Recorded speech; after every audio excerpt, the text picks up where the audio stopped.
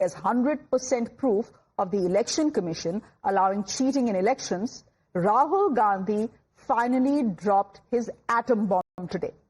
Holding a press briefing, he claimed he had proof of election malpractice. Rahul accused the Election Commission of working at the behest of the BJP. He claimed there were thousands of voters with wrong addresses and fake voters who have voted in multiple states. He spoke about one constituency in Karnataka in particular and cited data in this press briefing. But here is where it gets interesting. While Rahul Gandhi claimed to have proof and more, the Chief Electoral Officer of Karnataka has issued a dare to him. Writing a letter to the Lok Sabha LOP, the Election Commission said that since Rahul had mentioned about the inclusion of ineligible electors and exclusion of eligible electors in the electoral rolls in the press briefing, he is requested to sign a declaration or oath with the mentioned proof.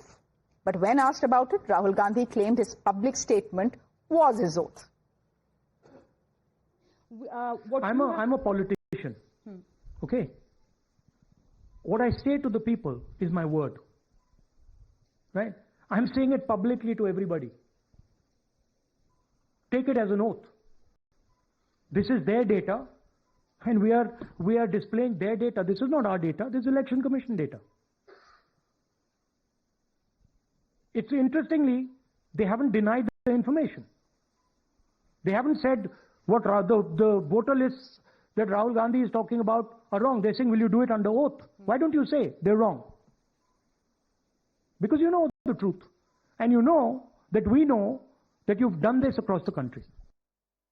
The BJP has expected hit back at Rahul Gandhi for his statements, accusing him of making statements without requisite proof. The claims made by Sri Rahul Gandhi and his team are completely bogus.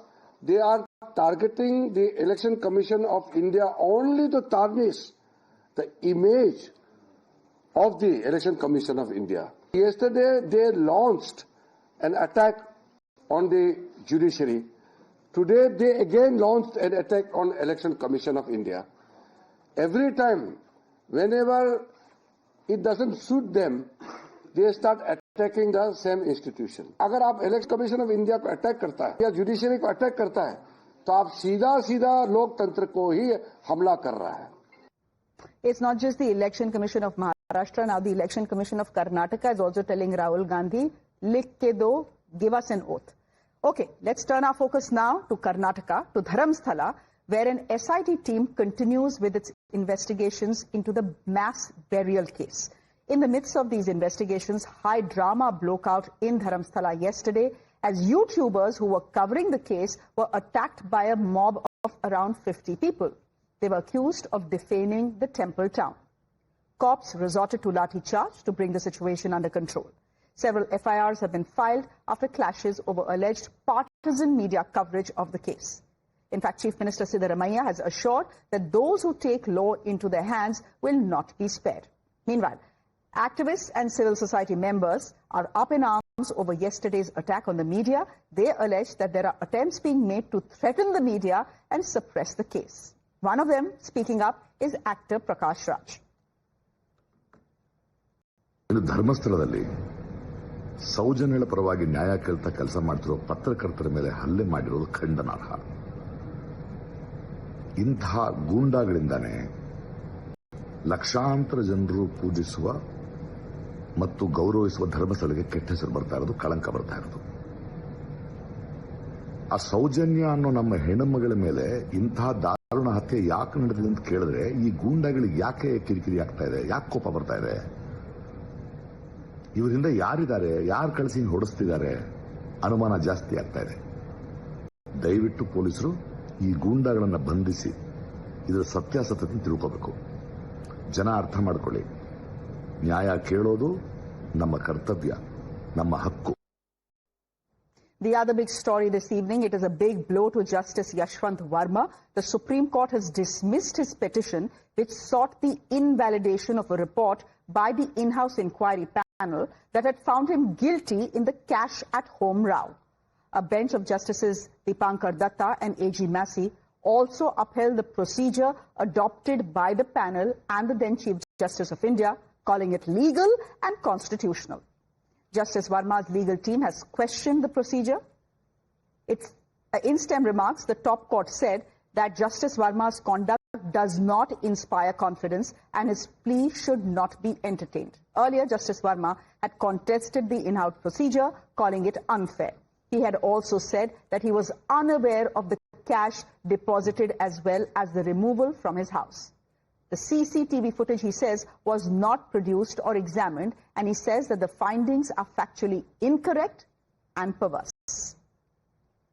This is big breaking news coming in from the world of sport. Boxer Lovlina, an Olympic medalist no less, has alleged that she was humiliated and disrespected by the Boxing Federation's Executive Director Arun Malik. In her letter, Lovlina is claiming she is deeply hurt and disheartened.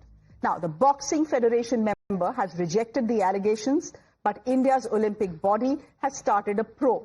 Now the BFI says it will be filing for an RTI asking for the recording of this Zoom meeting that Lovlina is so upset about. Karishma is joining me live on the broadcast. Karishma, help us understand what exactly is going on here.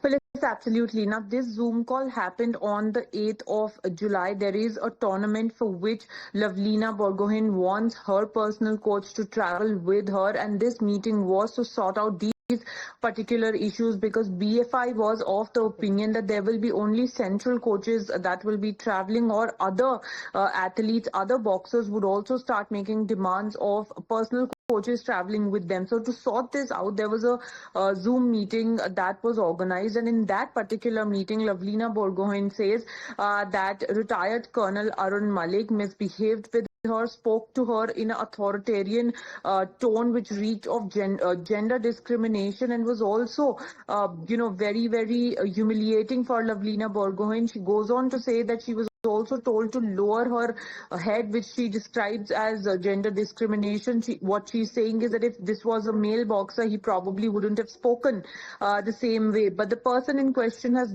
denied all the allegations. In fact, he goes on to say that this was a Zoom meeting which has audio recording and video recording, and they can in fact go ahead and make it public. The Sports Authority of India, they in fact asked for the recording. It wasn't provided to them. So now sources say that they are going to ask for it under RTI, so that BFI's point of view is also clear, because this particular official is very, very confident that he did not misbehave with Lovlina. Okay, we'll leave it there for the moment. Karishma, thank you very much for joining us. We are shifting our focus to another piece of news that is now coming to us from Canada.